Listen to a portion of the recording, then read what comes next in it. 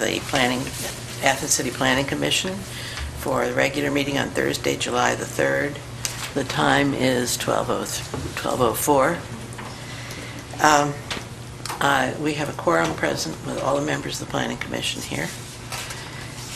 If anybody plans to speak during the meeting, I would like to ask you to stand and affirm that you will be telling the truth.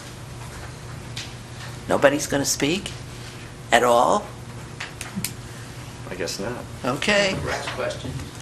Well, if you're going to answer questions, then you need to be sworn. All you have to do is say, "I swear or affirm that I will tell the truth." I swear or affirm I will tell the truth. Thank you. We have no cases on the agenda today. Our communications are, first of all, discussion of the council request that we review the B3 zone designation with respect to 230407A3, eating and drinking establishments, restaurants. Chris, you were working on this? Yeah. With Paul Lowe? Yeah. Okay. Okay, well, last meeting, we decided that there was a requirement to have a public hearing about changing the zoning, but after talking with Debbie and looking at other things, talking with Steve, that the city council will have a public hearing on it, and that's all that's required. Okay. Okay. And that the last discussion got kind of convoluted and mixed up with the idea with this, the ordinance that they are looking at on operation hours for outside. So what we decided to do, to split it up, to deal with this, because if the zoning, the B3 zoning in relation to restaurants, because that's going to have an impact on how the ordinance will be worded. And then we can take up that other ordinance later. And so basically what I think happened was that at one point when the code was being rearranged and wording was being fixed and such, that there was just wording was dropped out of the B3 eating and drinking establishment clause. And basically how it stands now is that it's more difficult to do restaurants, to establish a restaurant in the B3 than it is in the other B zones, which doesn't make sense.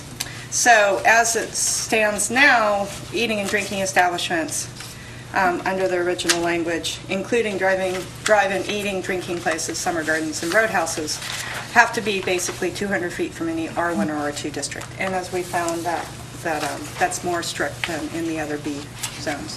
So council would like to change it. I also think that it's a good time to change it so that it's in the same general established limits as the other B zones. So basically, the new wording suggestion would be eating and drinking establishments, drive-in eating and drinking places, provided the principal building shall be at least 200 feet. So basically what this is saying is that that all eating and drinking establishments, except for drive-in eating places, would be allowed as per the other zones, the other B zones, which is basically 100 feet, and that drive-in eating places would have to be 200 feet. So it's looking at the drive-in as being a special case because of its impacts, both vehicle and noise on those R1 and R2 districts. I dropped out from the original wording of the original code the thing about roadhouses and summer gardens, because roadhouses I think is an anomaly. It would be covered under normal eating and drinking and bar establishments. And summer gardens would be covered under the ordinance that the City Council wants us to take up next, the outside operations ordinance. So my thinking is the simpler the language in the code, the better. So, Okay. Do you want to move that, and then we can discuss it? I move that we accept the wording down under suggested word change. Second. Anybody have any discussion about this? Okay, so really it refers back to the other B zones. Right. Right. Right. Yeah, further up in the original code, it does that does have language that does that. Now, somebody asked me about what's the difference between a drive-through and a drive-in, and whether drive-in would... Well, drive-in, you've got to drive out again. It seems to me they're pretty much the same thing. So either we want to change drive-in eating and drinking places to drive-in and drive-throughs to cover everything, or we want to put a definition of what a drive-in is. So I would probably amend it to put drive-in, comma, drive-through eating and drinking places. So, because I know that when Sonic went through, there was a lot of discussion about their drive-through, and the fact that they could have a drive-through, but not their normal Sonic-style drive-in. So there is, in some people's mind, a difference. So I would include drive-in and drive-through. And then it would need to have definitions. We could put in a definition for those. Yeah. So I guess I would amend my Adoption? adoption, and amend the words that we're looking at. We already have a motion in place, so... Right, well, she can amend it, though. Okay. She I can amend move to amend the it. motion. Anybody second the amendment? Can you repeat it again, what you're trying to do? That in addition to drive-in, that we would include, comma, drive-through. Okay, I'll second that. Okay. All right, now, any other discussion? Do you want comma or slash? Oh, I don't know. Good. I would do comma. Good question. Well, if you're going to put definitions, you're probably going to have to define each of them separately, since you've listed them separately, so probably a comma, maybe. Because Paul and I have also been talking about definitions that we can, as a commission, put into later. I think that's probably a separate discussion. Yeah. Because there's so many things not defined in the Well, code. that would be the time to take out the definition of roadhouse, which we don't want to encourage them by having that defined. Right. I'm not sure if it's even defined in the code, A roadhouse? roadhouse, Maybe not, I don't know. so. Okay, so that it reads now, that we recommend to City Council a change in, it's 23... 0407. 04. It's 07? I think that's, I don't remember which one it is. Yeah, 07 right, okay. A3. General, B3, general business zone, okay. So we recommend a change in 23, 04, 07, A3, B3, general business zone, and change it to eating and drinking establishment, drive-in, comma, drive-through, eating and drinking places, provided the principal building shall be at least 200 feet from any R1 or R2 district, right? That's the extent of our recommendation to them at this point. Right. And that's in response, partial response to Council Resolution R0308 from Yes. April 7. I also think it's in response to trying to have all the B zones have similar Right. requirements for restaurants, which this will do with all restaurants, all eating and drinking establishments, except for the one example, the two examples here. Right. So, Okay, any further discussion? All those in favor? Aye. Aye. Opposed? Passes unanimously. Okay, and Paul, if you want to have that for the minutes. Drive through that in there.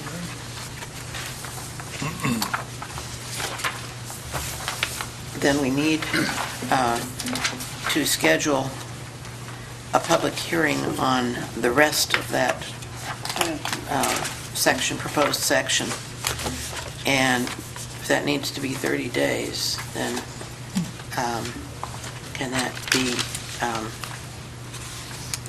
advertised and not before and August. set? Well, you mean you want to wait till September to do it? Oh, well. Because council's right, going to be gone, taking an August right, recess, okay. and I don't know whether the planning commission will or not. Usually, I won't be here in August. yeah, well, we haven't met in August unless there was some Right. crisis that came up. Well, the wording of this is going to now have to be changed to reflect the wording of this, too. Right. So- And it's going to require a public hearing because I think this has a more direct effect on businesses, and they have a chance, have a right to have Right. a public hearing here and a public hearing in council. Yeah. So, the thing with public hearings in August is that there's just not a lot of people. well, if you wait till September, and we have a public hearing, and we recommend it to council, and council has to have a public hearing, you're into probably nigh on to December before anything could be done that would take effect, which is all right with me. It's a pretty substantive change. Well, And with the planning, with the council, do they have to have all the wording when they advertise their public hearing? Or do they just have, they'll have to present the wording at And the they public announce hearing, it. because then otherwise the people at the public hearing won't know what they're speaking to. well, there's no reason why we can't have a public hearing and work on it at at a commission meeting, and then the next council meeting, they can have, or the next council, 2 weeks from there, then they can have a public hearing. Well, I don't know what the timeline is on their public hearings, so Right. that's, I believe it's the same. Yeah, I I think. mean, I think that they can be advertised at the same time. A public hearing on July X for us, and then a public hearing on July. Part of the communication I got from Steve from last month is, I'll give you a copy of that, discussing, basically, he was implying that we should have the text in place before we start up a public hearing. well, I would think so, because I don't see how you could come to a public hearing and say, I really object to the wording of whatever it is you're proposing. Yes, so I think our next task really is, that's the point, is to, pass this along to, is to, Harry, and probably, I think I sent a copy to Paul already. And again, this is in response to our questioning last meeting of what was required for a public hearing. Yeah, I would think that in the advertisement, you're going to have to say what the text of the amendment is, or people won't know that they need to come. So, what's your pleasure about the text? I remember when we first started looking at this, It says notice must be at least 20 days before the hearing. Okay, the text was from the Resolution 0308. Let's see, all businesses conducting outside operations and within 200 feet of residential zones will cease operations, outside operations, 12 on Friday and Saturday, 10 p.m. each day, Monday through Thursday.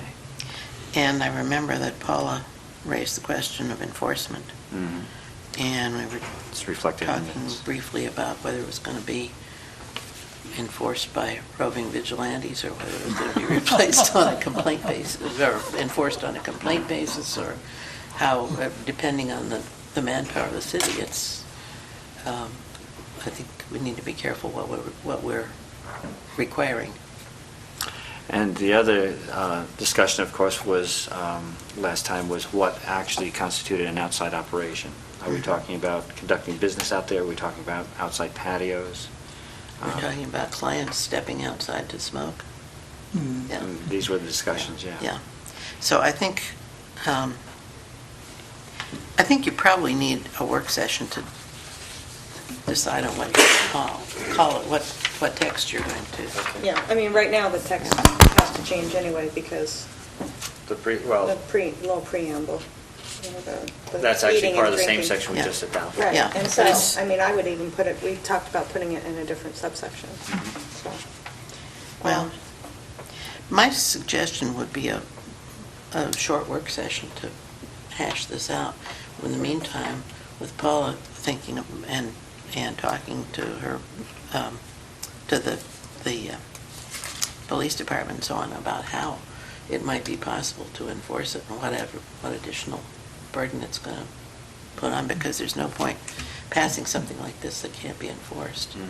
Or when it's passed, it ought to be clear that if it's going to be enforced on a complaint basis, that's what's going to happen. It doesn't mean it won't ever happen.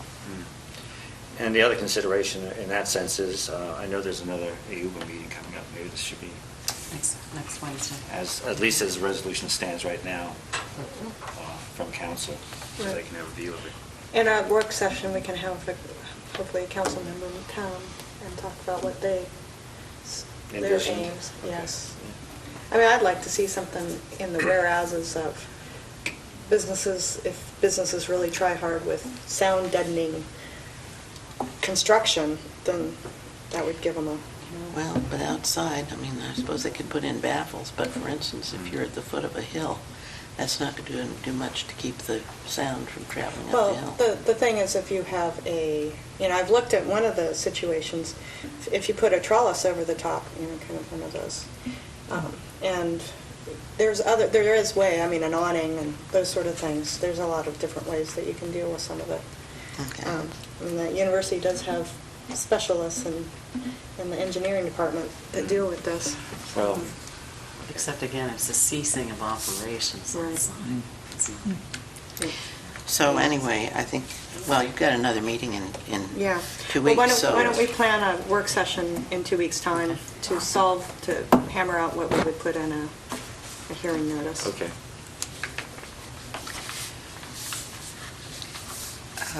Okay, so we've got that. Do we have anything else that we want to discuss about this? We need to communicate the vote on the definition of the B3 to council. Recommendation. Send it as a recommendation to council. And then that takes care of what we're going to do now about this. We have another communication that has come in since the agenda was prepared. And our usual procedure has been to have either Steve or the person bringing in the proposal come up and give us an introduction. Oh, Joe, you didn't sign in. I didn't see that you were here. This is the... No, yeah, I think you did. Oh, did he? Did he sign in? No. What's that? Oh, there's Remember another- this? There's the That's list, another yeah. meeting. Oh. Okay, well, we'll catch you later, but if you're going to say anything, do you swear that it will be the truth? You want to swear me in now or later? That you stand up, yes, I'll swear you in now. You sneaked in. Do you affirm that whatever you say will be the truth? Absolutely. Fine, thank you. I'll sign you in. Okay, the other communication is the parcels that have been discussed at council about 2 weeks ago. You have maps of it from RJM Engineering.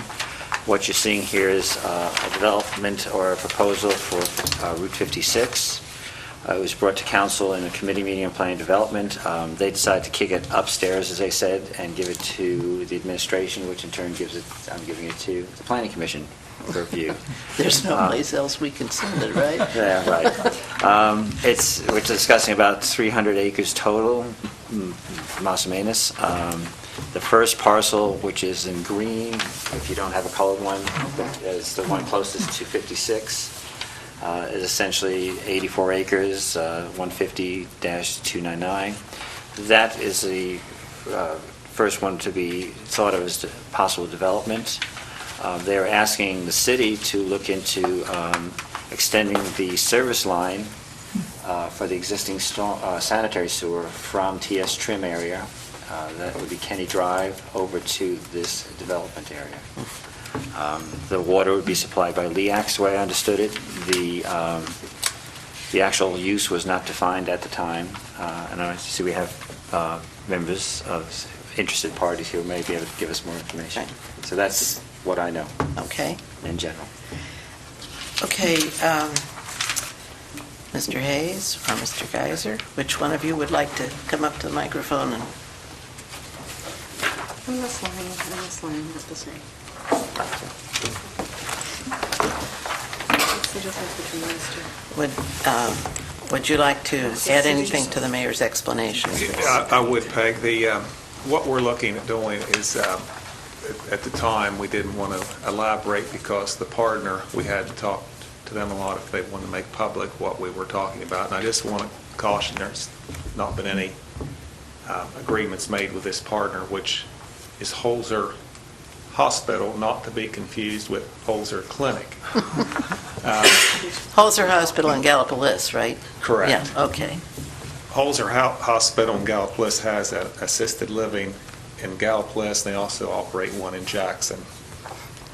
They partnered on those two, or actually bought the company out. I think it was Chancellor Healthcare. They built them, and there were some issues, and I'm not sure what, but Holzer took those projects over, and they're very nice projects now. I was at Jackson yesterday. They would like to do something in the Athens area. They would like to do a project here. So we're in talks now and doing a joint venture. And this piece of property, it's 300 acres, but what we're looking at right now is just the 84-acre parcel. And we would access that, or our plan would be to access that off of State Route 56. And LEAX has water there, and I understand the city has some water nearby as well. But the sanitary sewer, and hopefully your map indicates where that is. It was a spur that was off of the TS Trim development. Yeah. What Mike with RJM Engineering is suggesting that we would have to install a sewage pumping station, a lift station. We couldn't gravity into your existing manhole. So we'd have to pump that to that manhole. Because the elevation of your land is lower? Yes. Yeah, okay. And we have to go underneath Margaret's Creek. Oh, right, and yeah. underneath the CSX railroad. The building, again, it's just in the initial stages. It would be about 60,000 square feet, and room to add on if the need was there. Be 60 residents. There would be 40 assisted living and 20 that would be designated for an Alzheimer's unit. And there's nothing, to our knowledge, that's been built specifically for Alzheimer's in this area. Holzer's done a lot of research, and it sounds like there's a need here for that particular part. The interesting thing about this property, I was on it probably 25 years ago with Orr Anderson, and at that time it wasn't for sale, but Orr kind of had a vision of doing something in this big valley. And the assisted livings, we visited some in the Zanesville area, and they've got activities inside the buildings, but not much outside, just because there's no room for extra amenities and like gardens and walking trails and things that people would like to do outside. And we've talked about maybe some soccer field or baseball field, something to bring youth and life into the complex, because a lot of we go to, there's no reason for young kids to come and visit their grandparents, aunts, uncles, or whatever. So that's a Reader's Digest version of what we're looking at. I'm here to answer any questions you may have. That's similar to the Dutch model that I am more familiar with. It's a really good plan. It's essentially a park with, in Holland it's easy to have a canal going through it, but with some small independent living cottages and then a high-rise apartment for assisted living, and a big playground and ducks on the canal, and use the playground, and there is room for the people in the cottages to have small gardens. And so it's a real neighborhood community fixture. And I haven't seen many of those in this country, and I think it makes a lot of sense to do that. I have a question about the Margaret Creek floodplain. Has FEMA done a study that outside the city limits that shows where the floodplain is?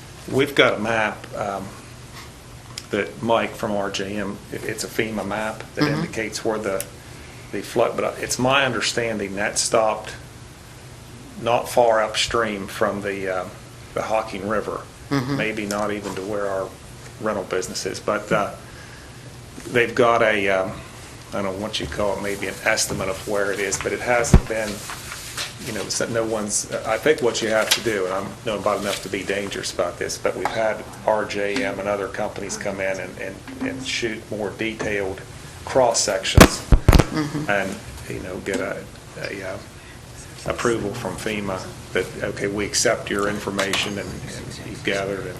Have you talked to Bob Eichenberg about it? Because I know he had been working on trying to get floodplain maps farther out into the county, and FEMA. Yeah, we had a meeting Monday morning, and Bob attended that meeting along with several of the department heads with the city. And I, like I said, I don't know, Bob was there, we asked some questions. That wasn't a specific question. One he was interested in was where is the railroad tracks in the proximity to your property, because we may be looking for places to, for side rails or for, to unload gravel or whatever that may be, with fuel cost. And that part of this property is the part that we're looking to develop would be on the wrong side of Margaret's Creek. The railroad track is on the opposite side. And they, just threw it out as one thing to look at, but I don't think that that's practical on this parcel. Does Margaret Creek go through the other parcels? I can't quite tell. Looks like it skirts the blue one that goes past the third. Yes. Okay, this is Margaret Creek coming down here. Yeah. On behalf of the city, we did conduct an Appalachian Flood Risk Reduction Initiative grant, and part of that was getting mapping out this 56 about a mile. I don't know if it captures this particular area, but there is indeed a study that's been approved and comes pretty close, and we can check on that. Bob has all that. Yeah, I think before Katrina, I think FEMA was more active in mapping floodplains around here, and then they were just sort of sucked into the vacuum with Katrina. This was actually done through Ohio Department of Natural Resources. There's a grant for that after. We can find out. Well, those are, you don't plan in Phase 1 to have any independent living? It'll all be assisted living and Not in Alzheimer's? Phase 1. That's been talked about, but right now, Peg, it would just be the 60 units. And if that goes, where would you put independent living next? Can I come up here and show you? Sure. And this may explain a little bit about the floodplain. This is Mike from RJM on vacation this week. This blue hashed area, I think, is what he's calling the floodplain. This would be the So this map right here, this line is following that line of the blue patch. Because this line doesn't follow this line. Yeah, this would be a different, that would be a future phase. Right, no, but you see how this, your Phase 1 development, the line here, doesn't go over all the way to your property boundary as shown on this. And I'm just wondering why, and I'm wondering if it's following this, if that's... Could be. That's what's The going yellow on. line would be the property. Right, so this property, this line here doesn't match the property line on this one, so I'm just wondering.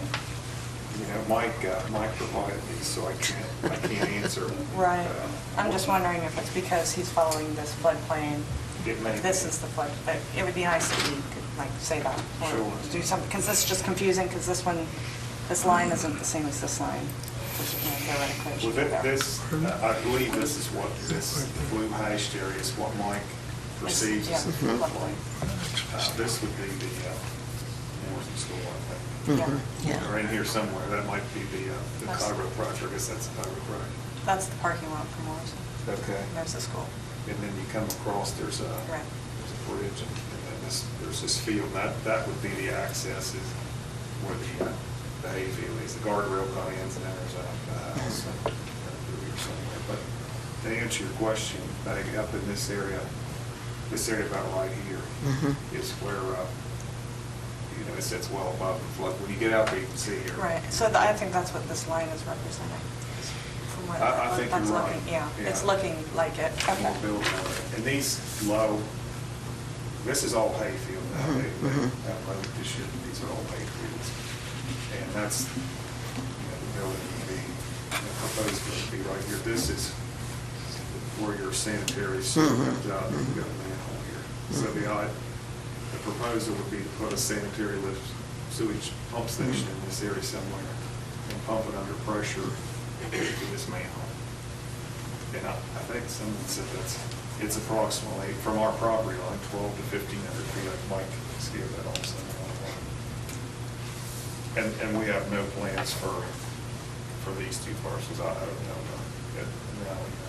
This is obviously a nice road field here, and it comes up. This is all woods that backs up to, this is Heather Stone subdivision. Oh, yeah. So. Okay, any other questions? Plans for annexation? Excuse me? Any plans for annexation?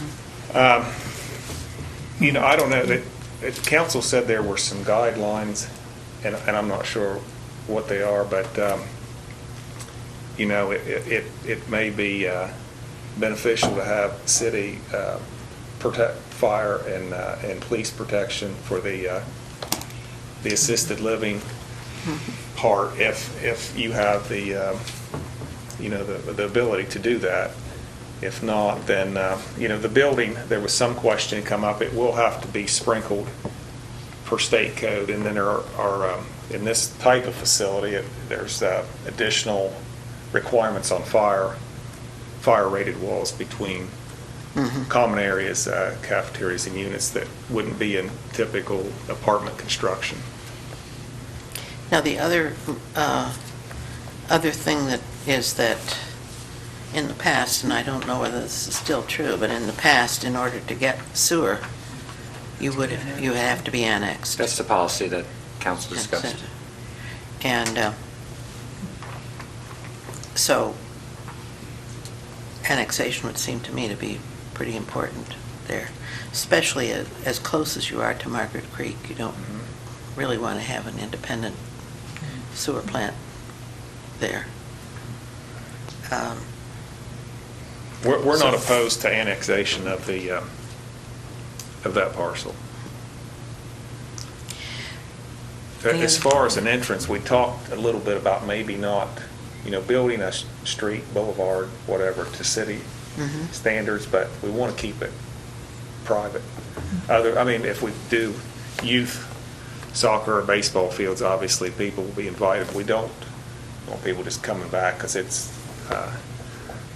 just to turn around or see what's there or whatever. Good place And to sit in your car and drink stop beer, that. yes. Right. No, I understand. So how would you have the access limited? Would you have it gated? I'm not sure. It's a little premature for that. That's something to think about. And if it, were a nuisance issue or something, then we may have to put, to make a true gate there if people were abusing the, just going back for what I'm saying, if it was Right, causing yeah. problems and things, that we'd want the ability to do that.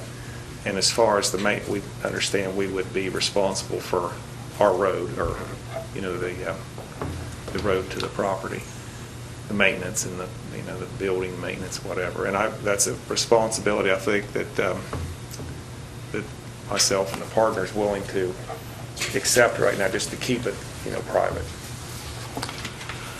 Any other questions? On the future phases, are you thinking mostly associated with the assisted living and not just general residential? It seems like there's enough inventory now for residential. I would not, enough inventory probably for my lifetime, just to, the university estates or whatever.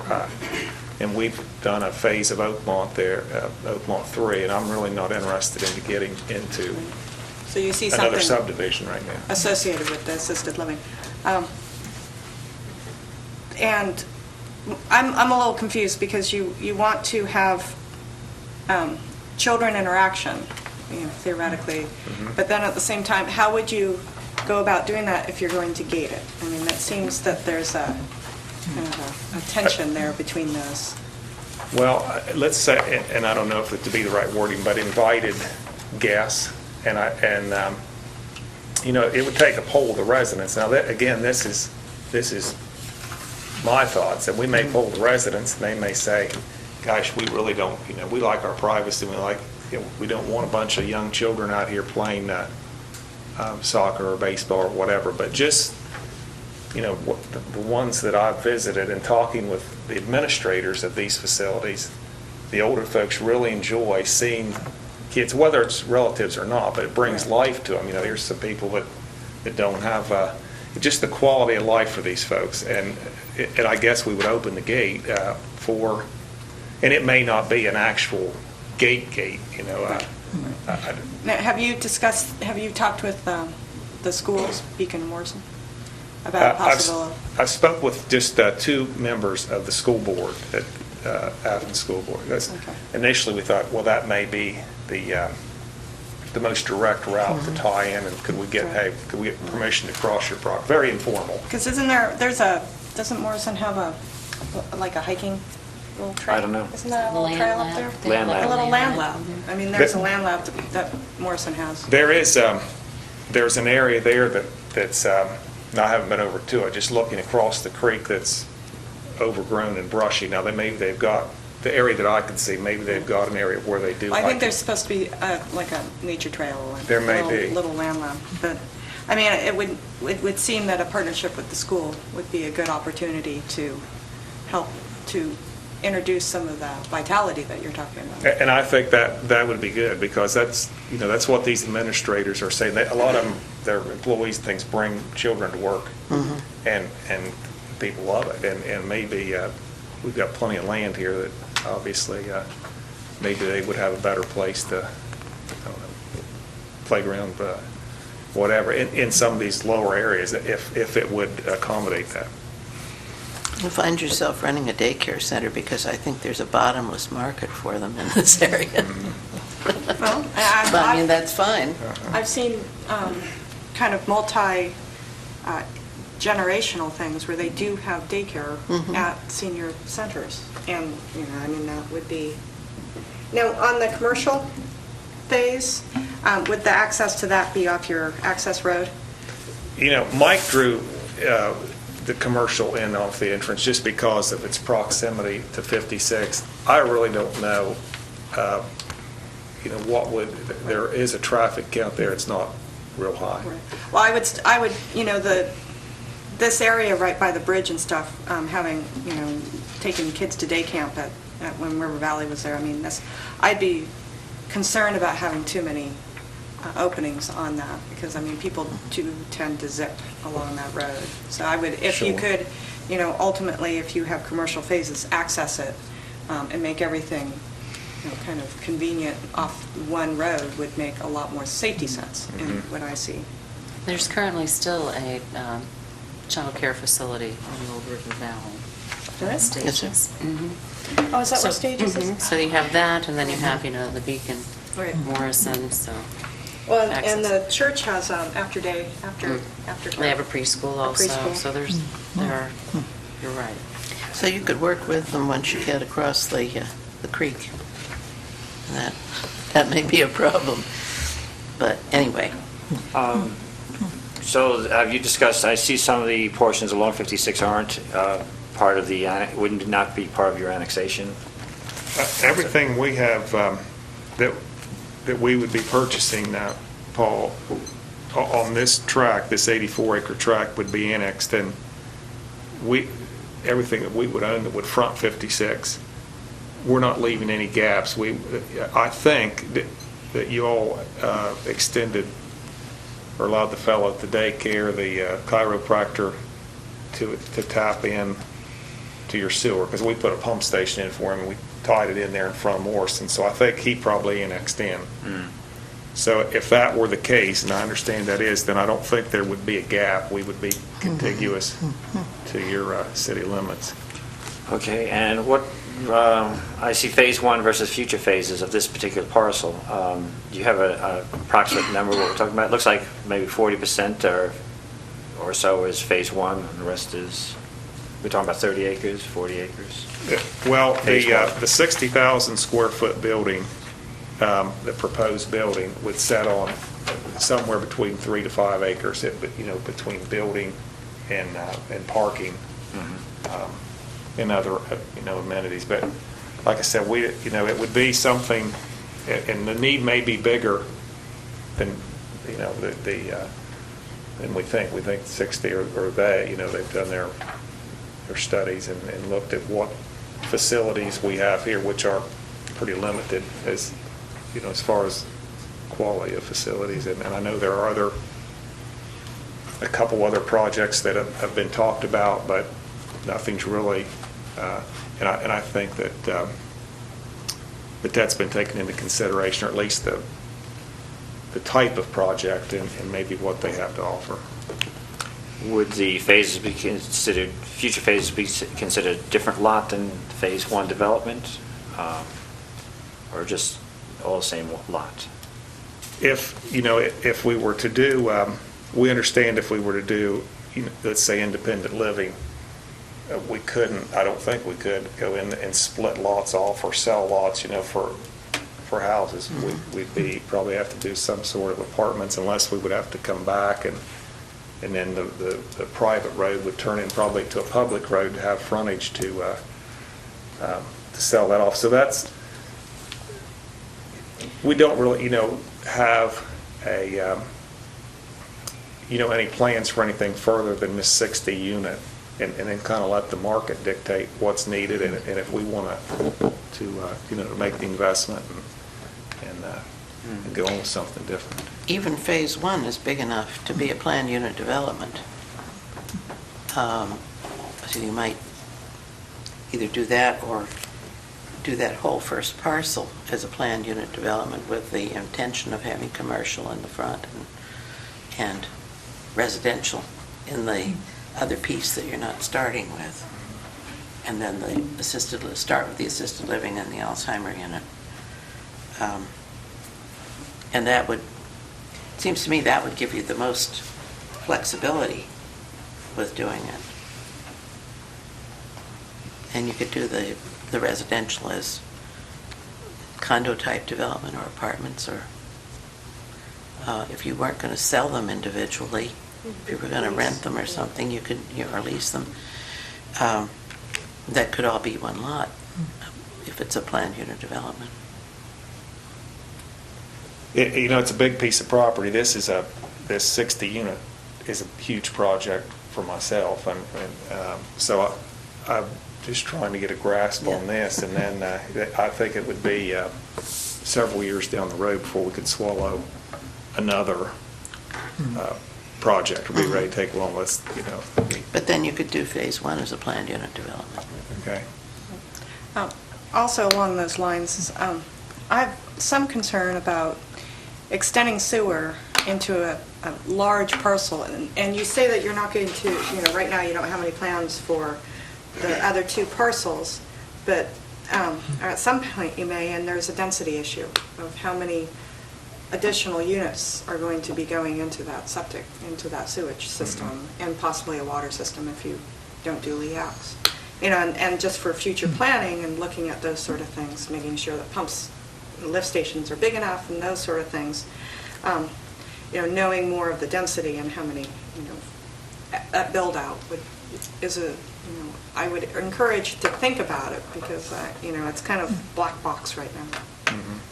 Well, it would be just, total speculation. That's what I really don't want to say, okay, here's what our plan is, and then not do it, because we don't, I can't look into the future that far to say what, I know that this 60 unit, it's a big, maybe to alleviate your concern, maybe, and I don't know if this is an option, maybe rather than annexing the whole 84 acre piece, maybe we carve out a piece of that, whether it be the 3 to 5 acres or 8 to 10 acres. I don't know And I don't know if that's an option, but then we leave the rest outside the city, which would limit the sewer access. Now, if we decide we wanted to come back and do another parcel, I'm just Well, I thinking think, out loud. I think you understand what I mean, because once you have sewer access, kind of the density limits that septic systems put upon a piece of property are gone. And then, and since the county, if you're in the county, it doesn't, and not annexed, then you can, have a really high density, which in and of itself may be fine, especially for an assisted living, continuing care center, because, you want a community, a close-knit, walkable community.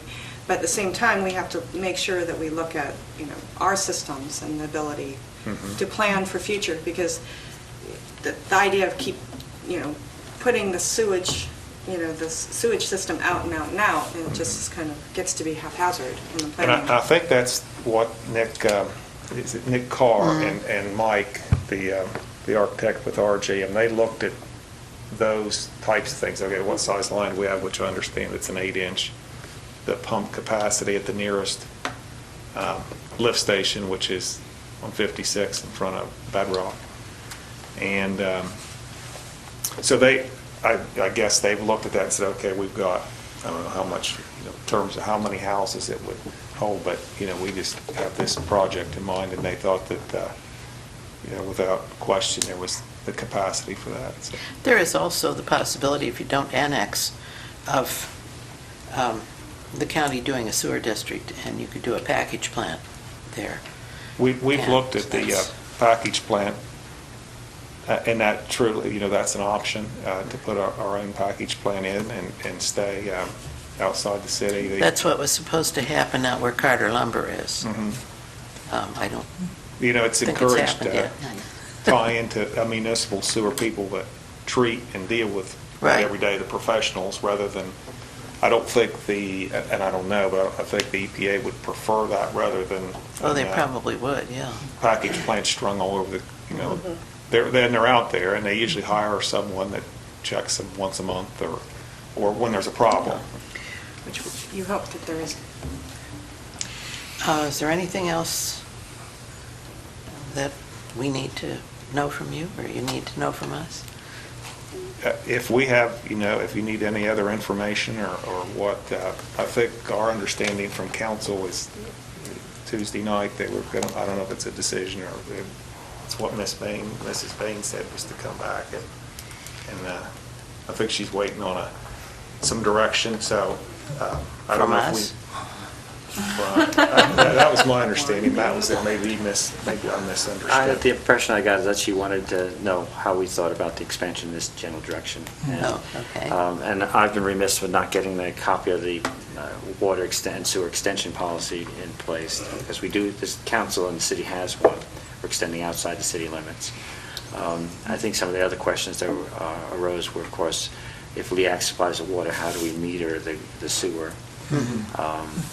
I think that's a huge issue that will need to be addressed, especially if it goes on to being not just one building, but a multitude of little houses or apartments. I think that was part of the concern, too, is Yes. the actual use of the property. It was kind of nebulous at the time, and even, when you say 60 units is not a lot, that's only a small footprint on Phase 1, and we're still talking about a Phase 2 of this first parcel and multiple parcels.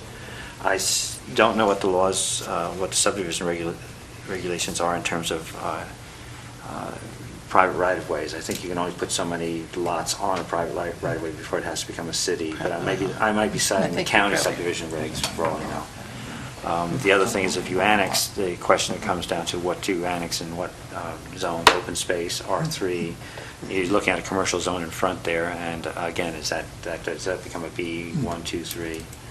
Well, it's ideal not to annex in the shape of this property, but to include the other property owners along 56 to the west, so that you have a clean line, because it'll drive the fire department and the police department nuts if you It already does. jigsaw it.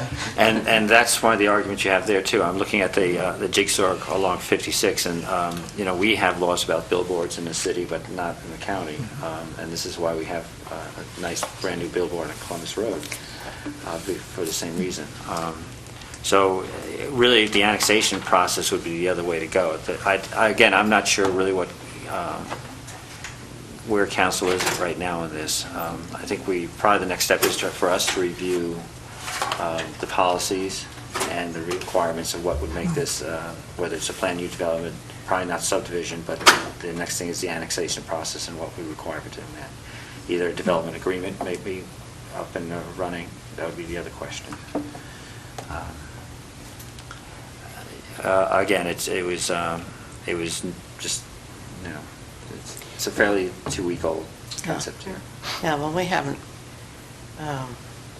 really had a proposal like this before, so I can't draw on, 10 years ago we did so-and-so.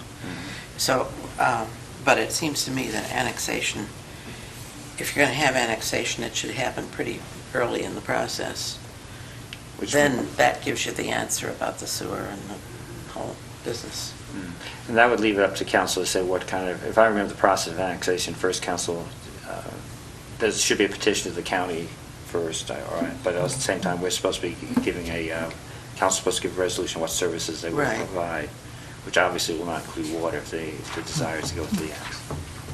Now, if you go with LEAX, is there not a way that the city could make an agreement with LEAX to use the LEAX metering, the LEAX volume charges to figure the sewer? Yes. And, well, possibly. The other thing is that if this is going to be a lift station involved, there's always there can be probably some metering on the lift station side too, I suspect. It's our understanding that with an intergovernmental agreement between the City of Athens and LEAX, that's not an issue, there's precedence for that, and that LEAX would actually be willing, is our understanding from conversations we've had, if there was an intergovernmental agreement put in place, then they would actually do the billing for the sewage based on the metering of the water. But we don't have that kind of intergovernmental agreement at this point, right? I can't speak to that. I know that there's precedent set for, there are situations currently, we've been told, where LEAX is supplying the water for places that are on city sewage. We do. That's Tucker's Plains. And we connected in, if you remember, the concern at that time was the fact that there was concern about connecting to Tucker's Plains. But we supply the water to the edge, and we have, in theory, a ability to tie in, but as far as I know, it's not physically connected. And that was just in a brief informal conversation with Mr. Scott Nisley. We were talking about that. So he could probably supply some more information on that. As far as the development agreement, my memory's coming back a little. We, in probably the early 90s, extended both city water and sewer out to, that time it was the Super 8 Hotel. Now there's some office buildings, and Holzer's building a new clinic. And see, we put a pumping station in and laid a force main up to Hope Drive and laid a 8 or 10-inch water line out that way, because they said, well, it may go east, as things develop. And we had an annexation agreement, and we had, I think it was 2 years to annex. We were putting in our utilities and building the motel.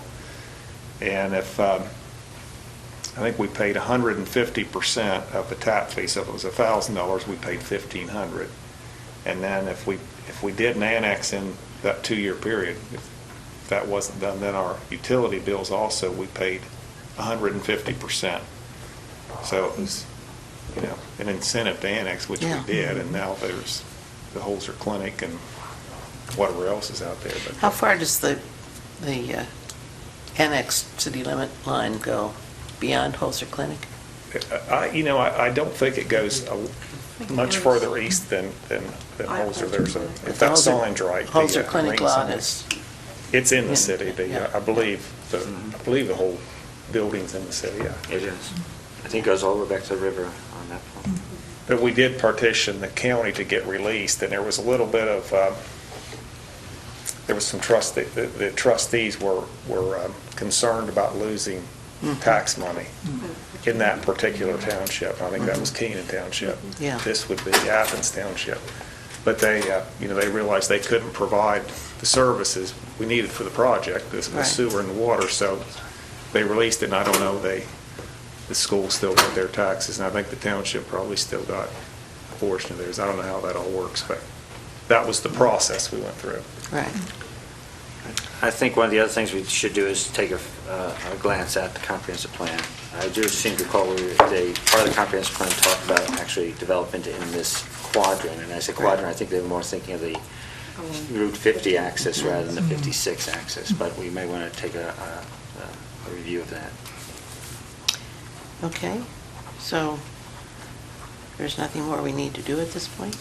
I'm not sure we're ready to act on it yet. Well, if that's what no, you're I asking. don't think we don't really, I mean, I think we've kind of told you what the possibilities are, and we're waiting for you to come back and tell us what you want to do.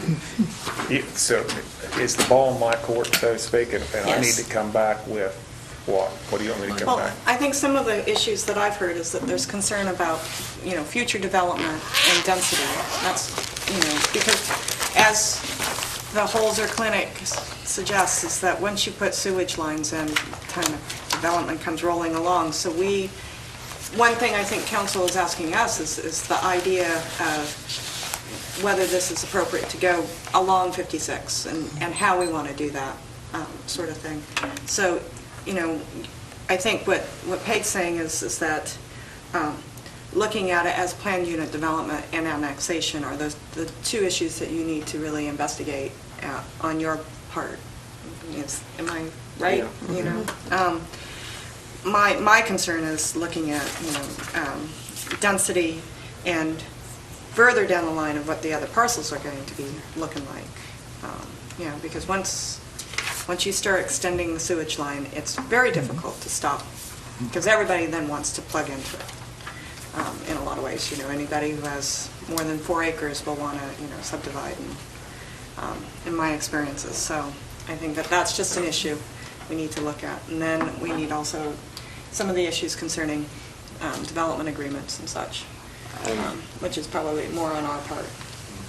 And in terms of what Peg was talking about, making cleaner lines, I'd be interested in seeing if you could poll your next-door neighbors who are involved in this, 56. the adjacent property owners.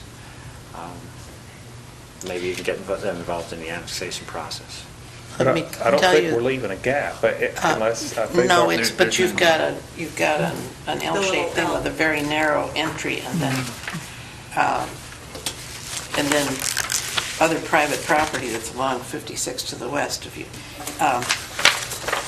This part is what I'm concerned This right about. here. All of this. It's nicer to annex and square. If you could come up here, if we could annex up here, I know you don't have to own this, but if they would agree, and you could come up to 56 there, one of the arguments you might use is you could look at the real estate taxes in Athens Township and the real estate taxes in Athens City, because at the time that T.S. Trim came in, some of the neighbors out there agreed to come in when they discovered that otherwise they were paying Athens Township taxes, and they were more than the city taxes, and they didn't realize it. So I would double check that, because it's been years, but There's a But- small piece of property there right next to this parcel that is privately owned. The largest chunk of that is state-owned property. okay, this meadow business, or on the east or on the west? That pond's on To the other end, west. I think. The pond is? Yes, to the west That's- is there's the state-owned pond. property. Okay, I believe that, is that in that pond on the other one? Okay, so I- Because there's a house right here. There's a small house there that's privately owned, Yeah. but the rest of that is state-owned. Yeah, Most well, of that is state-owned. that might not be a problem then. I mean, the state might be, Not the whole I mean, piece she's talking no, about. okay. yeah. I think before you annex, it's really prudent to have some just friendly conversations with people on both sides. And the other thing that would concern me is, how wide is this frontage that you own here? I don't have a scale there, I'm gonna guess that that's probably football field and a half, 450 feet. Oh, okay. Well, that would be enough, but you'd need to, if you're going to do a planned unit development, you need to have frontage on 56. Yeah, we've got, And you've got it, but it has to be included in it. You don't have to build on it or anything, but it would have to be included in it for that frontage to count. that's Otherwise, the intent, is Yeah. he set this back, because that's probably right away. Yeah. But, yeah, we were Yeah. not intending on skipping anything. okay. Because otherwise, you've got a big piece that you're building on and so on back here, connected only by a small road to 56. And I think you have to have frontage that actually is annexed and is part of the... We've annexed this Yeah, part. yeah, okay, yeah. Yeah, well, if it's possible to clean this up so that it's a chunk coming in, annexation will be a lot cleaner. It would They be- would change all the sides. Would it make it easier or more acceptable if we just ask for, like I said before, let's say we do annex it, but we just get permission now for a sewer tap for this Well, I think when you, project, yeah, 60,000, because I hate to speculate and say, yeah, we're gonna do X thousand or something, may come up. Yeah. It's different, and then at that time, you would have we'd have to come back to you, and then it would be we'd have a real plan, rather than speculating and saying that it's gonna be apartments or condos or whatever we may. Because that's what I would really be doing, is just, it'd be strictly speculation. whatever you plan to develop first is going to have to be a pretty clear plat with buildings and so on. It would be just one But- building. Yeah, okay, but you need to show where it would be located on that and so on. But also, I think there's going to be a question probably in council too about, yes, and then if you go on and then you have a greater density, what are you going to do? Are you going to ignore this sewer line and put a different, bigger sewer line in from someplace else? Or, replacing a sewer line with a bigger one is a pretty expensive job. Maybe a brand-new sewer line from someplace else to serve the rest of the property would be the way to go. But that's way far in the future, and it's not our problem, but... At some point, the project becomes where it's not, obviously not feasible in dollars and cents. So that's why if we could tie on here, and if we have to sign an agreement to say, okay, we're going 60 units, and if we want to expand, any of this 84 acres, then we have to come back, and at that time, we'll have a plan and say, okay, now what we'd like to do now is put another building here that would be, X number, in yeah. speculation, 40 units. Yeah. Can we get permission you have the capacity to take more sewer? Yeah, that's a matter for the service safety director and the utilities to decide probably whether there's the capacity there, because... But for right now, if we can come back with I'll talk to these folks to see if there is, if they would entertain the idea of annexation. And if they do that, then they would be entitled to the city services too, these folks here. In theory, yeah. That's one thing, and then the other is, well, if you want us to pinpoint where this building would set, we've got some very rough plans, and they're just of different facilities, so they're going to say, okay, we take a little, what's nice, we like this, but this one. Well, you can ask for annexation without having a building site indicated and everything, right? It's only when you get to doing the building and connecting to the sewer and all of that you have to have really detailed plans. You have to have plans of the building, and you have plans showing where it'll be on the site and utility easements and that whole business. But you don't have to have that for annexation. Well, if you don't just come up with a list, a longer list of things that you want for the next meeting, I will get with the engineer and see if we can come back with those answers. Okay, well, I think that'll have to come from the administration, Okay. probably. You don't want to, this is Oh, your. yeah, that's fine, thanks. Okay, thank you. Report from the city planner. We asked the city planner for a report about planning for East State Street vis-a-vis the comprehensive plan and the corridor and area development.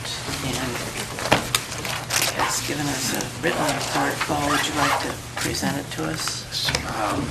Sure. May I sit here? Yeah. Is that fine? Sure. The report itself, the memo is just, essentially, it's a summary of the corridor development for East State Street. It's really broken into 3 sections where it looks at the sites and opportunities, zoning evaluation, and the public improvements. One of the things it really focuses on is that the fact that a lot of the buildings along the East State Street corridor are probably coming towards the end of their useful life as a functioning building. And so that should, in theory, present opportunities for infill redevelopment.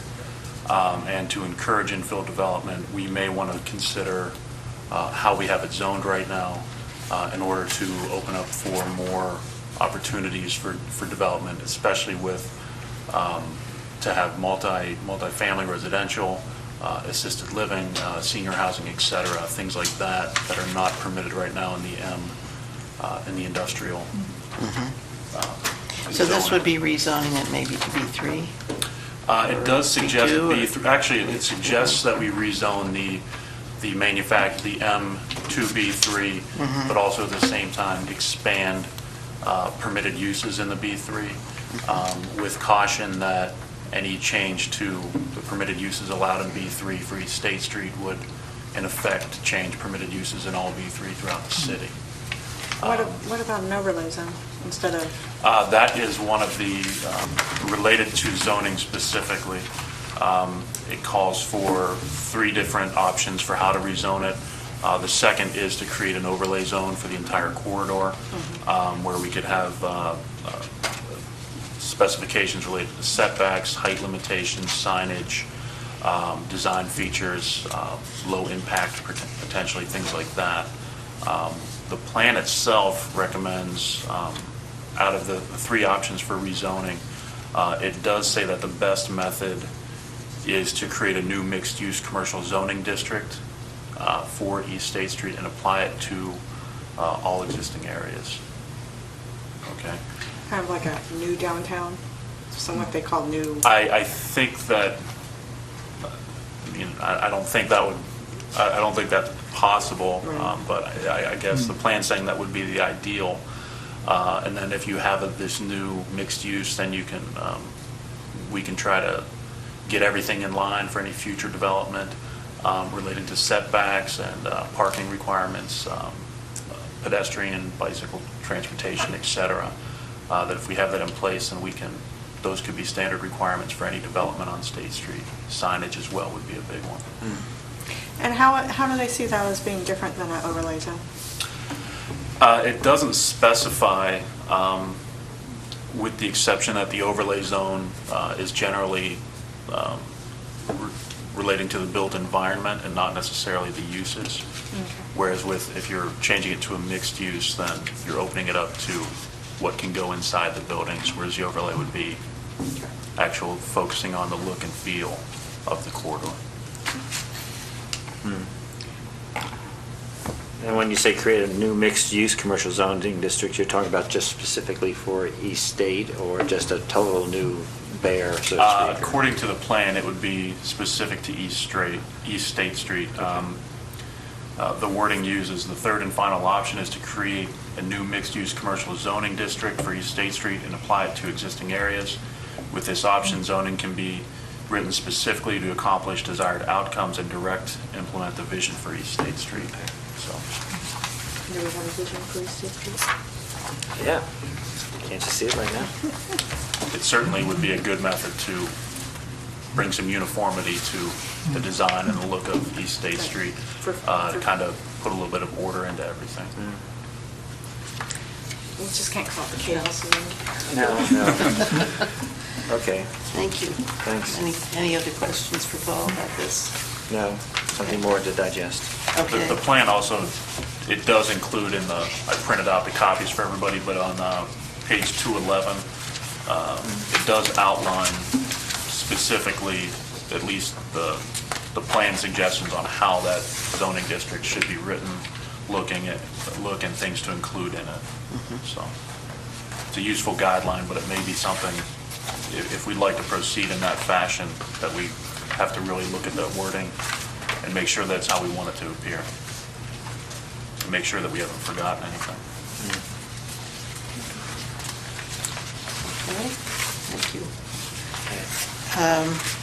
Next item is opportunity for, do you have any area of anything you'd like Steve to report, or Paul to report on at the next meeting as the planner's report? We said we were going to make him a continuing item. I think the next meeting, he might be on his honeymoon, right? On his honeymoon. Really? When is the meeting 2 scheduled? weeks Next from one now. is, No. next one's the 17th. I'll be here. He'll be here. My wedding's the 19th, so. Oh, so you'll really, Lots of time to do a we get report. lots of homework now. Well, I'm sure the planning commission will be at the top of my mental ideas on that day. But anything you would like, just feel free to email me and I can bring up Okay. a second report. Okay. opportunity for citizens to speak about items not covered on the agenda. Joe? You can sit there, Joe. You have to, I don't have to get up over there? No, you the just have to microphone's tell right us who front. you Oh, are does and where it you work? live. These work. Yeah, just right where they are. My name is Joseph Richard Sligo, and I live most of the year at 102 North Lancaster Street. For 2 or 3 months I'm in Arizona, but I keep up on things as much as I can. But the trouble is that in between my trips, when I leave and by the time I get here, a lot happens. And I have to spend time doing my homework. Now, this concerns me today.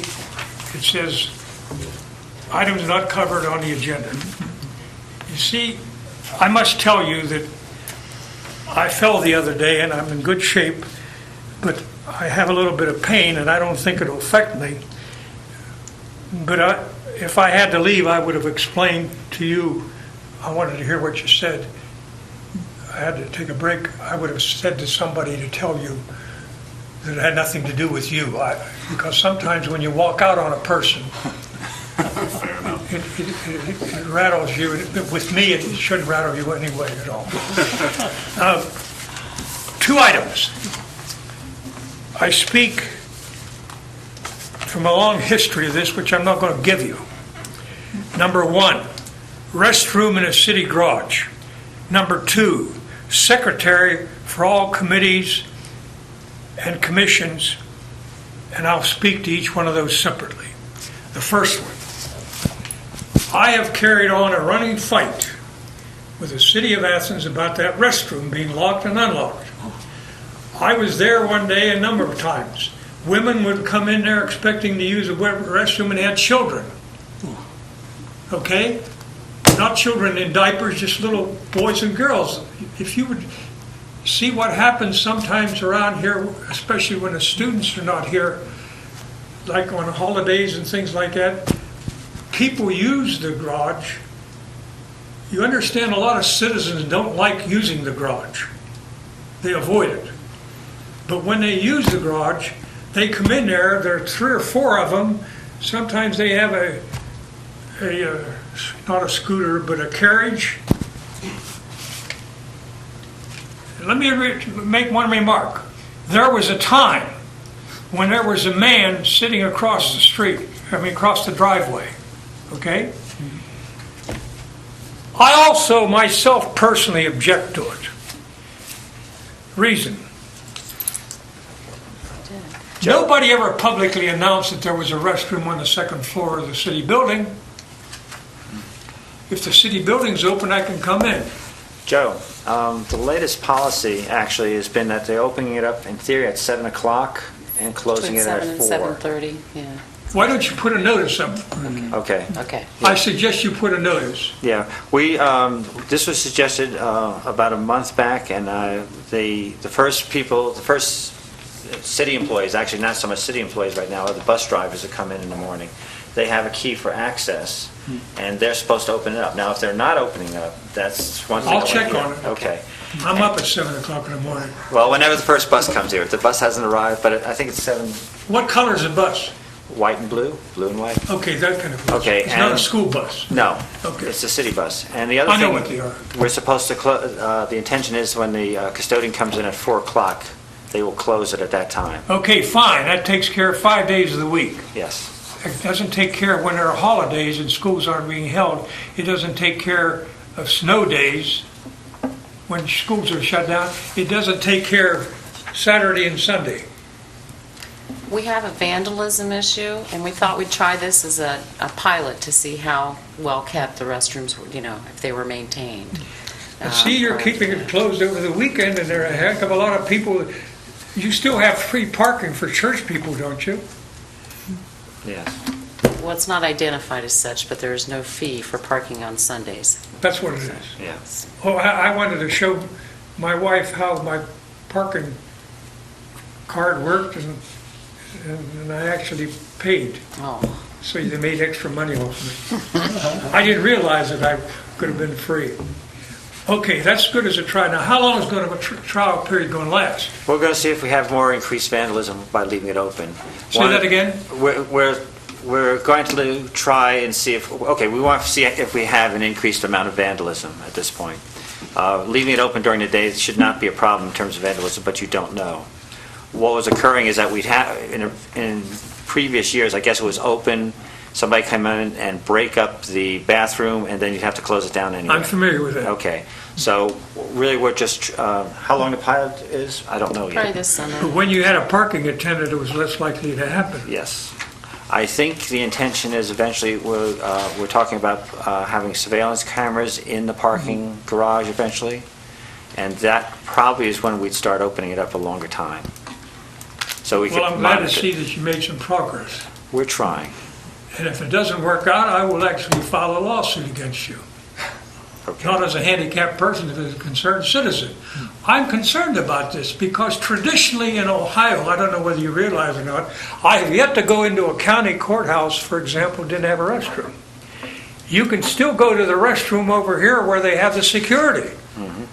I know exactly how that works. People can walk in, or I can walk in. The fact that they know me doesn't make any difference to them, of course, because I still have to go through the thing. But then you can leave on the other side. They watch you. They have high security. Thank you very much. I appreciate that. The second thing. Okay. Second thing is dear to my heart. I've been around the Board of Zoning Appeals. I came on in '89. I remember the setup. I also remember the setup in the city that we had long before I came in on. There was a lady that worked in an office down the hallway, and she was like a coordinator for getting things done in the city. I'm not talking about replacing that kind of a person. I'm talking about the fact, for example, you understand, Paul, who takes the minutes for the Board of Zoning Appeal, I have absolutely no problem with his integrity, with his character, with his being fair. He's as good as the Pope as far as I'm concerned on that count. If he makes a mistake, he'll correct it. He doesn't claim to be 100%. But here's what the problem is. One of these days, I predict, and you want to remember my predictions are good. I one time told the people in the city, pay the $11,000, and they didn't do it, and they got clobbered, and they went to court over another issue, and the judge threw the book at them, even though they don't like it. I shouldn't say throw. The judges don't throw books. The judge read the Mariah Act. I guess that's not the expression. The judge said the city has a responsibility. This is down on West Union Street. Okay. Now, you understand this has nothing to do with him. I want to make that clear. But I think that you're going to get a complaint sometime, and somebody's going to say, hey, wait a minute. How come you let that go on? Now, I'll grant you that the judges, the courts, you lean over backwards on small towns in terms of the way you operate. You can do certain things that nobody... But once you get a challenge, you're looking at someone who, for example, went to the law director and said, where are the minutes for the committees? That was Gary Hunter. He said they're not required to have them. Now they are. State law passed, okay? I raised a question. I said, what are you talking about? That's, okay, I made my point. I think that has to be done. It's not the city planner's job. It's not the code officer's job. It's the clerk of the council works for the council. The secretary to, it's called now on the internet, mayor's secretary with no period, at ci.athens.us. The point I'm making is that ought to be taken care of, just if nothing for the efficiency. Now, this person does not have to be a liaison with the public, but they have to have good minutes, because you know what happens with your minutes? I've been involved in this. They have to hire an attorney. I was involved in this one time. Why did I get involved? They asked me to check the transcript. I was not in an official position. I listened to the tape, and I listened to how the secretary translated the tape. And I know what secretaries do. You never object when somebody says, there ain't no difference, no how. She could say, it doesn't make any difference, and that's a paraphrase. That's permitted. Secretaries cannot be stopped. People who take minutes cannot be stopped from correcting the English. If they want it for effect, they put. I also was instrumental in seeing that minutes got done so that you could go back to them and, for example, when the court looked at them. This is expensive. They hired a woman and they paid her hundreds of dollars. It was a case. And I listened, and I'll tell you, I learned something. I learned, for example, how difficult it is to follow conversations in a meeting. I had no idea, because I'm used to being in a controlled environment where somebody tells me, Mr. Sligo, let me finish. You know what I'm saying? We're going to be in a controlled environment Yeah, you here in control just it. a In minute. other I'm words- controlling. Now, see, I want to see Yeah. this done. Yeah. I think you really need something like that. No, I think I would agree. your comments are very much to the point, and I thank you for taking the interest and the time to come and, Thank you for tell hearing us me. about I it. appreciate it. I'm finished. okay. Anybody else has anything to speak about? Disposition of the minutes. Speaking of minutes. Right. Okay, did we jump announcements on the Yes, we business? did. Did we- Announcements. Oh, announcements and other business, sorry. Next meeting is July 17th at noon. One of the discussions we were having, of course, if we have cases, we'll amend the agenda to have a site review at 11 o'clock for any cases that come up. So the intention there is that if there's a case that's pending, for example, let's say the Route 56 thing we're just looking at, we'll write it into the agenda, and the assumption is that if you need to find the location, contact the mayor's office. And I'll meet out there at 11. Yes. Yeah. So that ought to take care of the concerns about the sunshine law. We can't announce it in the paper beforehand, because often we don't know far enough ahead what cases are going to be on the agenda. But this way, if anybody is concerned about what's going to be on the agenda, they can call the mayor's office and find out where the site visit is. And the intention is a site visit. We're not doing legislation out there or any Yeah. type of decision-making. It's to view. Go ahead. Are these going on the internet, on the website? They should be. Okay. I haven't checked lately. Okay. Bookmarked. It's not bookmarked. Why not? Okay. Any other announcements? Let's do the minutes. Does anybody have any corrections, changes, objection to the minutes? I read them. I found them accurate. All did a good job, and hopefully I can free them up sooner than later. I move Yeah, we don't accept do the minutes. too good a job. Okay. You move that we accept. I move we accept the minutes. Anybody second? I'll second. Okay. All those in favor? Aye. Opposed? Accepted unanimously. All right, before we adjourn, I have one more piece of business. I had spoken to the mayor before the meeting. There's a copy for you. There's a copy for you and for Paula. Does Harry have one? Oh, the last one. You gave me one earlier. Did I give to you? Okay. Yes. The dismissal of Steve Pearson has removed the chief staff support for the Athens City Planning Commission, as well as many years of institutional memory of cases and their background information. The loss of this major resource will make it extremely difficult for the commissioners, especially the three of us who are volunteers, to continue to do our jobs. I have served 4 terms on City Council and have been on the Athens City Planning Commission since 1991, serving this year as chairman. Although my current term runs until January 2010, I am resigning effective with the close of the meeting on July 3, 2008. Sincerely. And I'm sorry to do it, but I can't see how I can operate the way I feel I ought to without the resources of somebody who has the knowledge of the state and local codes and the regulations. So that's just my announcement. I'd like to have that go in the minutes. May I say something? Sure. I don't know whether you have any idea how high I hold you in respect in other people. We may not agree with you, but you've always been a lady in the old-fashioned traditional word. And you really have served well the city. I've watched you for many years. I go back many years watching you. I appreciate what you've done, what you have done, and I am saddened to see you go. Thank you. Yes, thank you for the service. I regret it as well.